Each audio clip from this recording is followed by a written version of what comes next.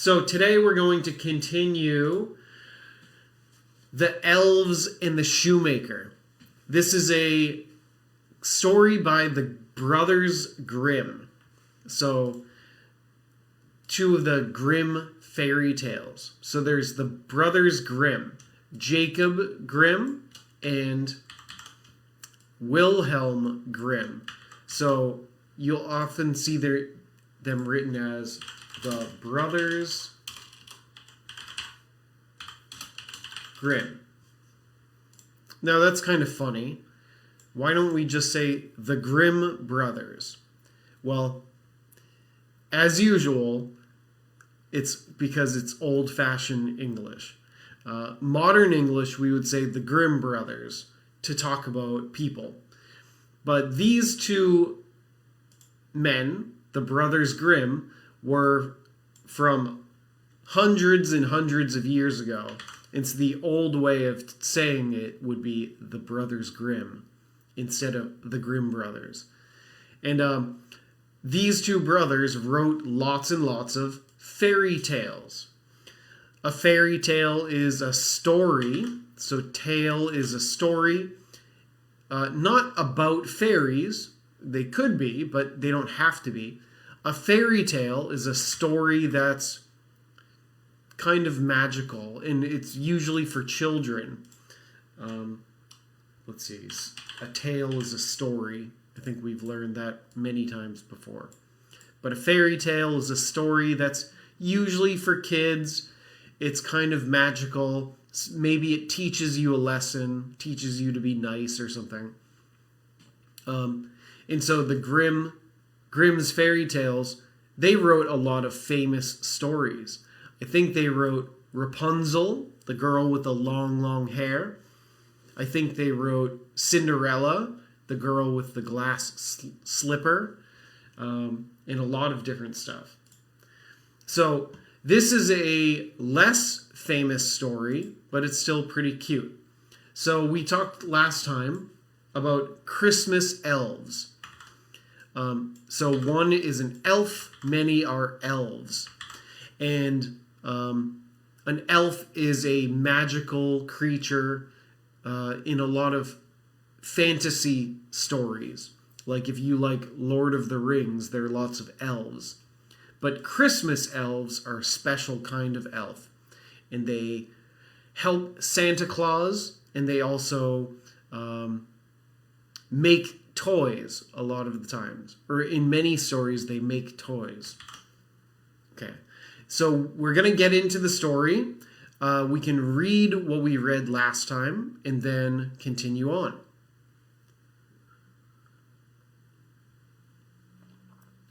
So, Grimm's Fairy Tales by Jacob Grimm and Wilhelm Grimm.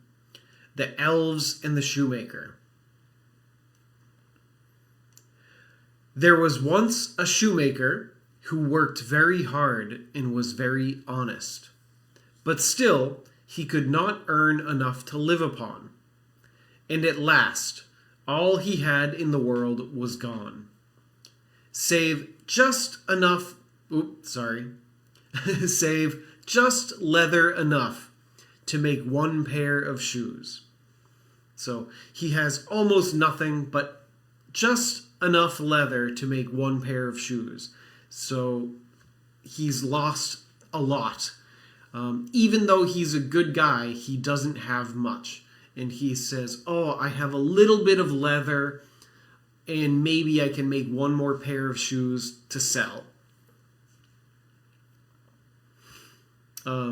Remember, we would say just enough leather, but this story says just leather enough. That's why I made the mistake, right? Okay. Make sure you can see all that. Good. Lined up. Perfect.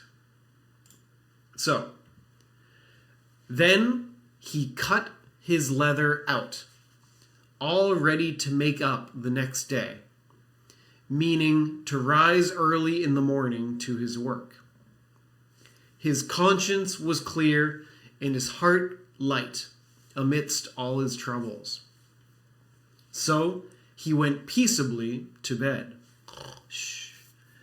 left all his cares to heaven, and soon fell asleep. In the morning, after he had said his prayers, he sat himself down to work, when, to his great wonder, there stood the shoes already made upon the table. The good man knew not what to say or think at such an odd thing happening. He looked at the workmanship. There was not one false stitch in the whole job. All was so neat and true that it was quite a masterpiece. So, what did the shoemaker do? Remember, shoemaker is also a cobbler, if I ever say that. So what did he do? He cut the leather out. So he had a piece of leather and cut the shapes he would need to make shoes. And then he went to bed and relaxed and fell asleep. He's not worried about anything. Then in the morning, he gets up and prays and then goes to work. But he found shoes on the table, and they were all made, already made. And he's very confused because the shoes that are on the table are perfect. A masterpiece, an amazing piece of art. So he has the piece of leather, cuts it, goes to bed, wakes up, all of those cut pieces are made into shoes. This sounds a little bit like the Tailor of Gloucester, right? He cut out all of the fabric, and then he woke up, and it was a coat, I think. And there was stitching. So we talked about stitching on this part too, right?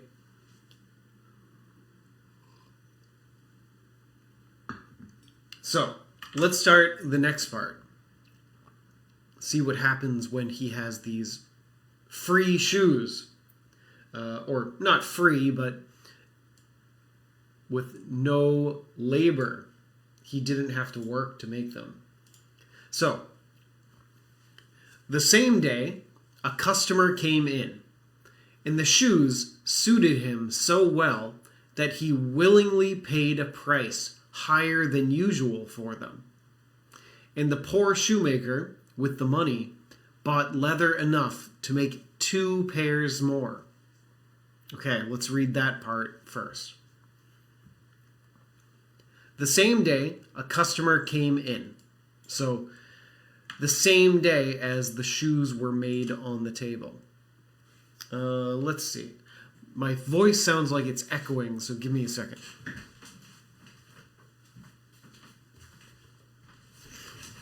I have my friend, this pillow. Maybe if I put him over here, it will echo a little bit less. I hope so. Okay, so the same day, a customer came in. Ding, ding. And the shoes suited him so well that he willingly paid a price higher than usual for them. So the shoes suited him. This is when something suits you, that means it's just right for you. It's perfect. It's exactly what you want. It looks good on you. Something like that. I think in one of our lessons we talked about something suiting someone. It doesn't have to be clothes. It just means that something is perfect for you. It's something you like. The shoes suited him so well, so he liked them so much. They're perfect for him, that he willingly paid a price higher than usual for them. So we'll come back to willingly, but he paid a price higher than usual. So usual means the normal price, and so he paid a price higher than the normal price. So maybe the shoes cost let's say US dollars. Maybe the shoes cost $20, but this man said, I love these shoes so much, I'll give you 30. So that's great for the shoemaker. Kind of ridiculous, but I mean, not totally ridiculous, but maybe the customer loves them so much that he pays extra to say thank you. Oh, I've been looking for shoes like this forever. So he paid a price higher than usual. Here it says willingly. Willingly means that you want to do it. It's kind of like happily. It's different than happily, but it's similar. He chooses to do this and says, yes, I want to give you extra money. So he didn't get tricked. It wasn't a mistake. He chose to pay a higher price than usual. Oh, there's another thing for you. Did you hear it? I said he paid a higher price than usual. So,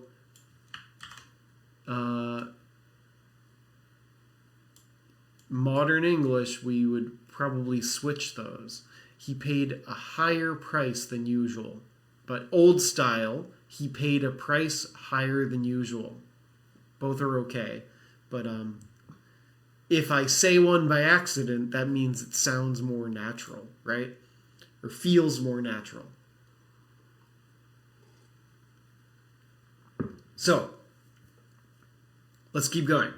The customer paid extra money. And the poor shoemaker, here it means poor, meaning no money. The poor shoemaker with the money bought leather enough to make 2 pairs more. Again, switch these for modern English. He bought enough leather to make 2 pairs more. So this is not wrong, it's just old-fashioned. He bought leather enough to make 2 pairs more. So he got more leather, and now he can make more. In the evening, he cut out the work and went to bed early, that he might get up and begin betimes next day. But he was saved all the trouble, for when he got up in the morning, the work was done ready to his hand. Okay.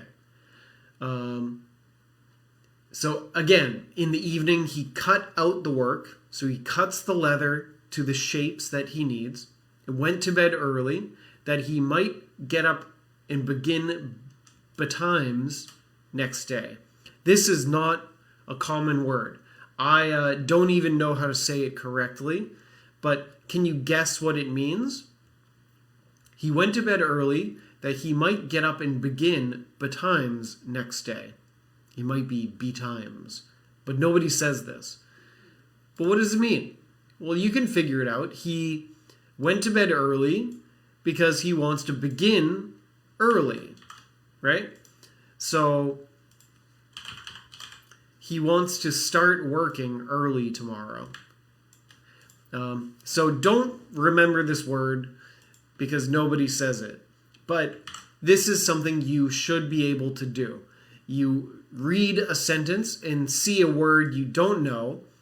You don't need to look it up. You can just guess. Like, oh, I think they mean early. And then keep on moving. If you see this word again and again and again, then it's important. And so look it up. But if you see it one time, sometimes you can skip it. Just guess. Okay. Again, he was saved all the trouble. So he didn't have to worry about it.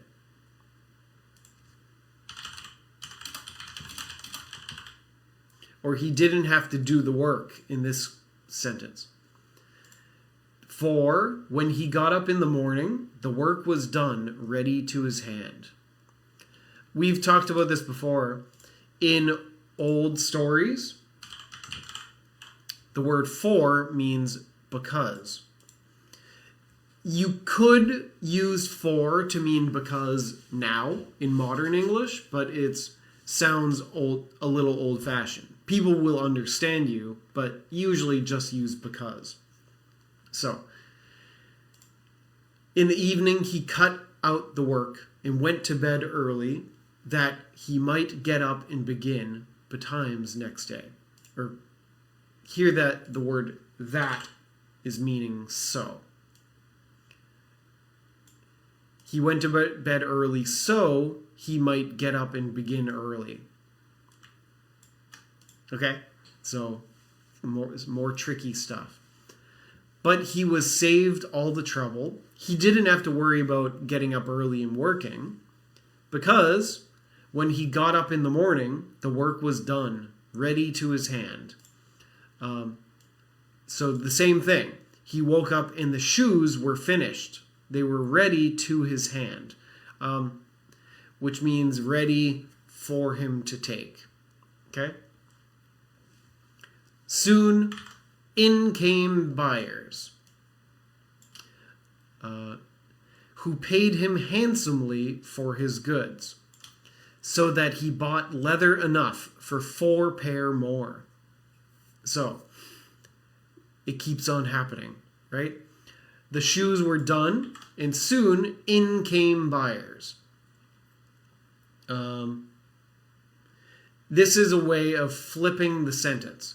You could say buyers came in, but you can flip it and say in came buyers. The buyers came into the shop, who paid him handsomely for his goods. So, what do you think it means here? They paid him handsomely. Does that mean they give him money and smile? Ooh, I'm handsome. No. Well, you can guess. They paid him well, or a lot of money. So the same thing happens. The people come in and see the shoes and go, wow, I love it. And they pay him a lot of money, or pay him extra, so that he bought leather enough for 4 pair more. So again, he bought more leather so he could make 4 pairs of shoes. And then here we go again. He cut out the work again overnight and found it done in the morning as before. And so it went on for some time. What was got ready in the evening was always done by daybreak. And the good man soon became thriving and well off again. So, he bought leather for 4 pairs more shoes. He cut out the work again overnight. So, overnight means into the nighttime and continuing a little bit. So, this is like he stayed up late to do it. He cut out the work overnight. So he was cutting the leather and stayed up late. And found it done in the morning as before. So he found the shoes finished again as before is like before. And so it went on for some time. Went on is like continued. So it continued. It went on for some time. This means for a while. We don't know how long, but for a while. It just keeps happening. He goes to bed, wakes up, the shoes are finished. What was got ready in the evening was always done by daybreak. So what they mean here is what was prepared in the evening.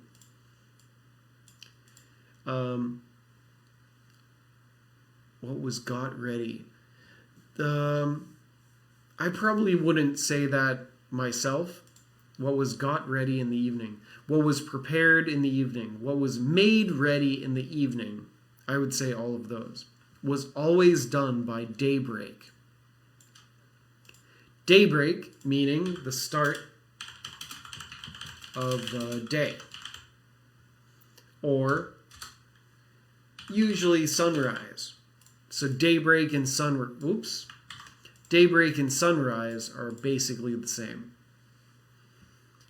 And the good man soon became thriving and well off again. Thriving means you're succeeding. You're doing really well. Everything's going perfect. Everything's great. You're continuing and you're in the best situation. You're thriving. This is a good word to know.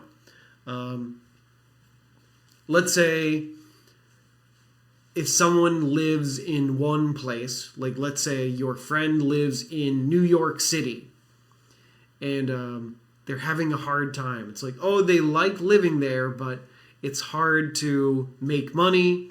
Maybe it's very busy. And so life is a little bit tricky in New York City.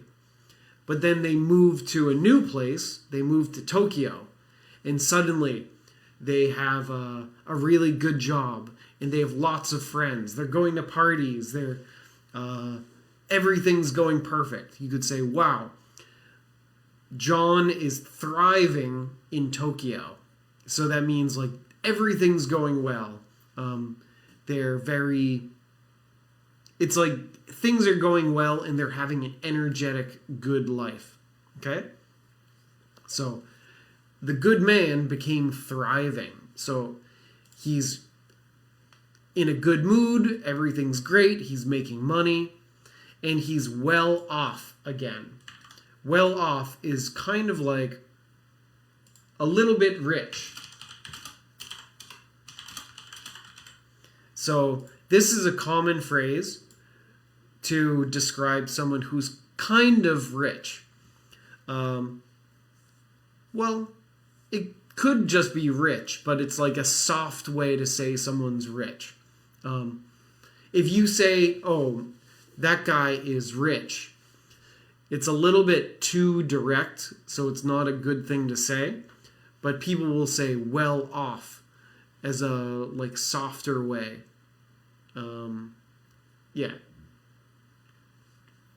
Excuse me.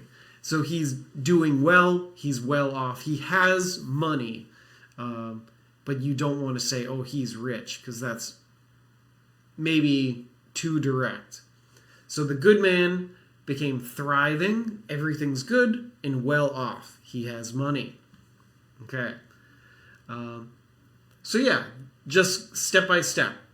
Cut the leather, the shoes are in the morning, the customers come in and pay a lot of money. And so over time, this guy makes some money. Okay.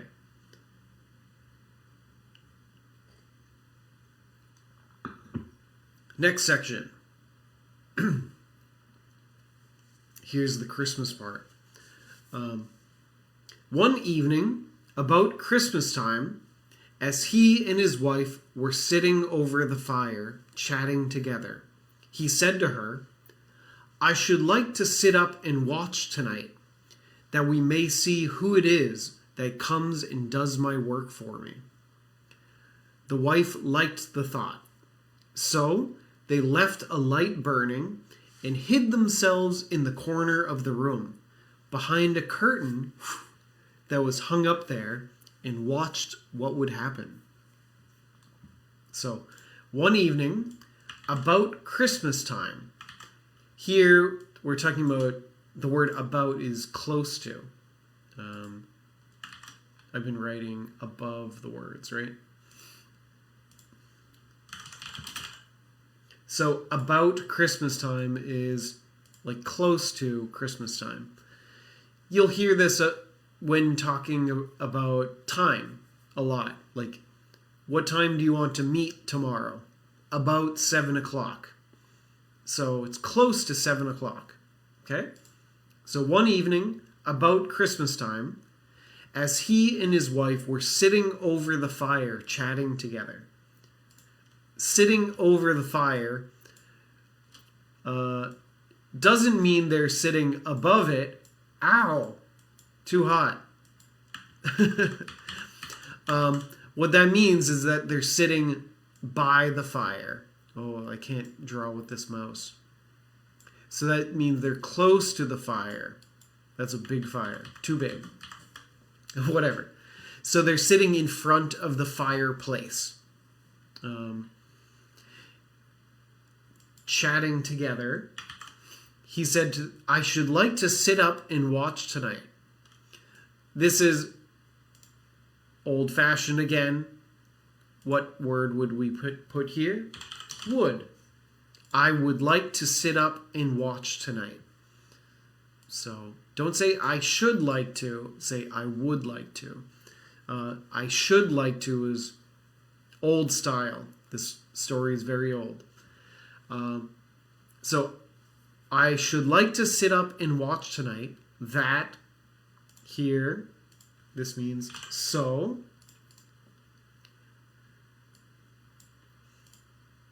I should like to sit up and watch tonight that we may see who it is that comes and does my work for me. They want to watch and see who is it. The wife liked the thought, so she liked the idea. So they left a light burning, meaning a candle, right? It's burning because it's a candle. But we don't say this about electric lights. I would say they left a light on if it was a light bulb. They left a light burning, like a candle, and hid themselves in a corner of the room behind a curtain that was hung up there. A curtain is what you put in front of the windows. It's a big, long piece of fabric. And watched what would happen. So they're going to hide and watch what happens with the leather. It only took them like a month, right? I would have probably done this on day 2. Okay.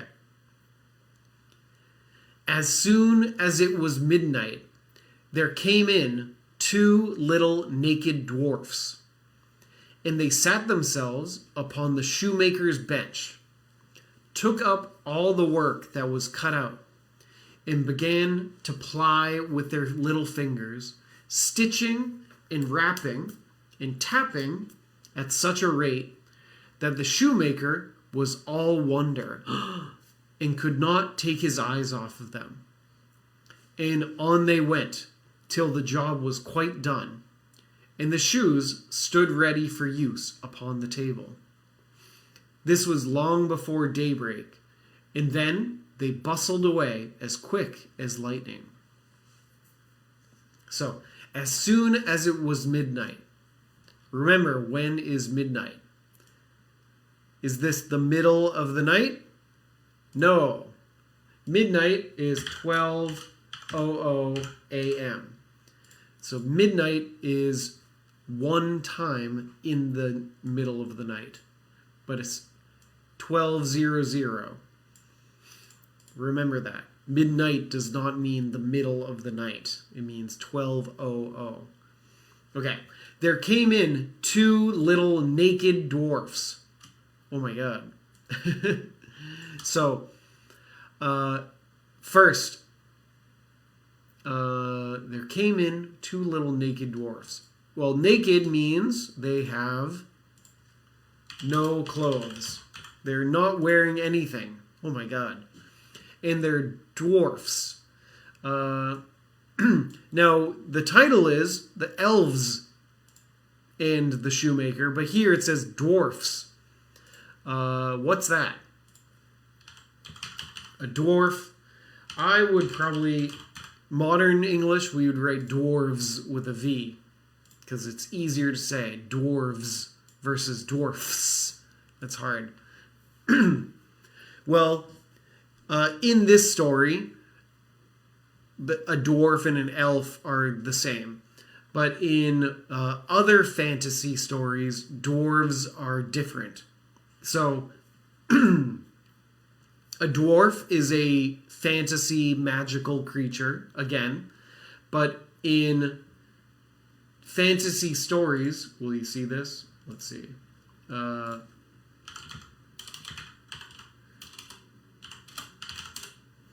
dwarf This is from Dungeons and Dragons. A dwarf is a short person, like this guy. Perfect. They're short. Maybe they're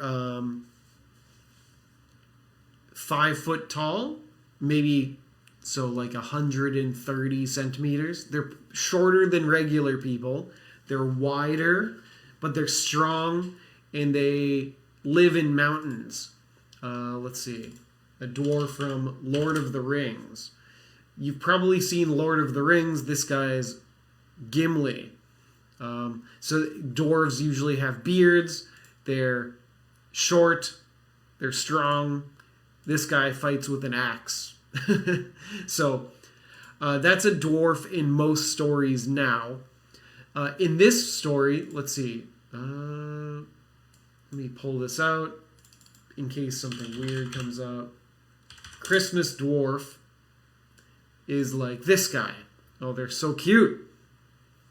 So, again, they're small little magical creatures. Oh, these guys are great. But a little bit different than a fantasy dwarf, and a little bit different than an elf. So Christmas elf is like this guy. They look like children a lot of the times. A Christmas dwarf, as we saw, might have a beard like this guy. That's great. Okay. But in this story, maybe the people who wrote it say, oh, they're the same. An elf and a dwarf. Whatever. Let them be creative. So, there came in 2 little naked dwarfs, and they sat themselves upon the shoemaker's bench, took up all the work that was cut out, and began to ply with their little fingers. So they're naked, and they sit on the bench. A bench is where someone sits, like a flat piece of wood with some legs like that. And so they sit on the bench. Took up all the work that was cut out. So they picked up all the work. Began to ply with their little fingers. Ply is not a very common word, but it's like to work or push with their little fingers. So it's not a common word, but you can imagine they're pushing with their little fingers and moving it around. Okay? But again, began to blah, blah, blah with their little fingers. You can guess what ply means. They're trying to work with the leather. Stitching and wrapping and tapping away at such a rate that blah, blah, blah, blah, blah. Stitching, we talked about before, is sewing. So using a needle and thread to go up and down and up and down. Stitching. So this is a verb. Stitch is a noun. Both are okay. Wrapping. Are they going yo, yo, yo? No. Wrapping is like hitting. Maybe they're using a little hammer or something, or using their hand. Go wrap, wrap, wrap, wrap, wrap. And tapping away. Wrapping and tapping are about the same. Tapping, tap, tap, tap, tap, tap. But wrapping sounds a little bit harder. Maybe they're hitting it a little harder. You can imagine making a shoe like dun, dun, dun, dun, and then tapping ding, ding, ding, ding. Okay? At such a rate meaning a speed, that the shoemaker was all wonder. So they're working, all these words together is they're working. They're working at such a rate, they're working at such a speed that the shoemaker was all wonder. What do you think this means? Is he wondering something? I wonder. No. This is like wonderful. You know the word wonderful. So if someone is all wonder, that means they're amazed by something. They're looking and going, wow. Okay? All wonder, again, is old-fashioned, but it means they're amazed. Okay? And could not take his eyes off of them. Nope, I added a of, but you don't. Here, I would add of. But this is a common phrase too. You should know this. He could not take his eyes off them. Or he could not take his eyes off of them. Meaning he's watching and he doesn't want to look away. He likes to watch and he's amazed. So this is a good phrase to know. Let's see, is that green? If you can't take your eyes off of someone, that means you really, really like them. You think they're wonderful. Usually this phrase goes with love. There's a song where they go, "Can't take my eyes off of you." So that means they are in love with them or they think they're beautiful. And then let's keep going. And on they went. If they went on, what does that mean? They continued. They kept on working. On they went. They continued. Till the job was quite done. So until the job was finished. And the shoes stood ready for use upon the table. Stood, we talked about stand, meaning it's just sitting there. And ready for use, meaning the shoes are completely done. Someone could wear them. This was long before daybreak. Do you remember when is daybreak? Well, sunrise, the beginning of the day, long before daybreak. And then they bustled away as quick as lightning. What do you think that means? Well, bustle is kind of like ran or move quickly. It doesn't have to be ran, but they move quickly and bump around a little bit. As quick as lightning. As blah is good. You can compare two things. They're as quick as lightning. Lightning's very fast, so they are just like lightning.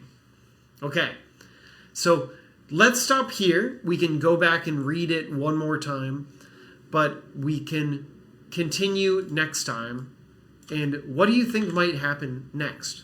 Well, there's an important word here. They're two little naked dwarfs. Now, that's kind of creepy, but do you think the shoemaker can help them in some way? If it's Christmas time, it's probably pretty cold to be running around naked. So I wonder, maybe the shoemaker and his wife can help them in some way, right? So we can continue next time and see what happens. And do the dwarfs continue helping? Does the shoemaker help the dwarfs? Well, we'll find out next time. So let's go back to, we finished this. This is what we did last week, where he found a masterpiece on his workbench. So he found these beautiful shoes. And then what happened with the shoes? We'll review this part. So the shoes are there. The same day, a customer came in, and the shoes suited him so well that he willingly paid a price higher than usual for them. And the poor shoemaker, with the money, bought leather enough to make 2 pairs more. In the evening, he cut out the work and went to bed early, that he might get up and begin betimes next day. But he was saved all the trouble, for when he got up in the morning, the work was done, ready to his hand. Soon in came buyers, who paid him handsomely for his goods, so that he bought leather enough for 4 pair more. He cut out the work again overnight, and found it done in the morning, as before. And so it went on for some time. What was got ready in the evening was always done by daybreak, and the good man soon became thriving and well off again. One evening, about Christmas time, as he and his wife were sitting over the fire chatting together, he said to her, "I should like to sit up and watch tonight, that we may see who it is that comes and does my work for me." The wife liked the thought, so they left a light burning and hid themselves in a corner of the room, behind a curtain that was hung up there, and watched what would happen. As soon as it was midnight, dum, dum, whatever, there came in 2 little naked dwarfs, and they sat themselves upon the shoemaker's bench, took up all the work that was cut out, and began to ply with their little fingers, stitching and wrapping and tapping away at such a rate that the shoemaker was all wonder and could not take his eyes off of them. And they went on till the job was quite done, and the shoes stood ready for use upon the table. This was long before daybreak, and then they bustled away as quick as lightning. Okay, so we have our naked dwarfs who are running around in the house. When they have clothes, they're very cute, but naked is a little bit creepy. But next time we can find out what the wife will say to the shoemaker and how they will help the dwarves, and because the dwarves are helping them. And because it's Christmas time, what you want to do is do something nice for the people around you, right? And so we can see what happens with the shoemaker. So let's stop here with the elves and the shoemaker. So thank you for joining. I hope you had a good time. I hope you learned something new. And this isn't too hard. There's some old style English, but I hope it's interesting. And I hope it's not too tricky. But let's stop here. Have a wonderful Sunday evening. And have a good week. And I'll see you next time. Bye-bye. Oh, I have to find the button. So, okay. See you next time.